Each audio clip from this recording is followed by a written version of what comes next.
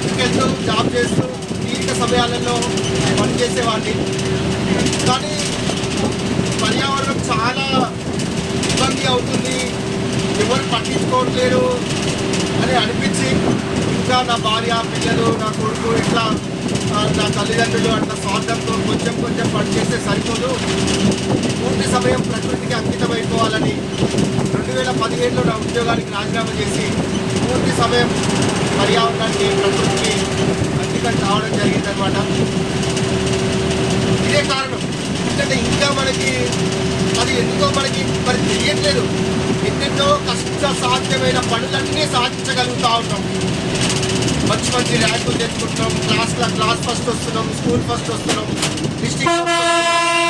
కానీ ఇంట్లోకి వెళ్ళేటప్పుడు ఒక్క వాటర్ బాటిల్ తీసుకెళ్ళాలి అనేటటువంటి ఆ చిన్న ప్రయత్నాన్ని ఎందుకో మనందరం మిస్ అవుతూ ఉన్నాం. పర్యావరణం పట్ల ఎందుకో శ్రద్ధ అనేది కొంచెం తగ్గుతూ ఉంటుంది. ఒకప్పుడు చదువుకున్నప్పుడు చాలా బాగుంటుంది. అప్పుడు మంచిగా కాటన్ బట్టలు వేసుకున్నారు, కానీ చేనేత అవసరాలు ధరించారు. ఎక్కడికి పోయినా ఇన్ని స్నాక్స్, ఇన్ని పువ్వులు, ఇన్ని ఏవో ఒకటి అప్పలు తయారు చేసుకుని బయట చెక్కుకుంటూ లేకుండా ముందే ప్లాన్ చేసుకునేవాళ్ళు.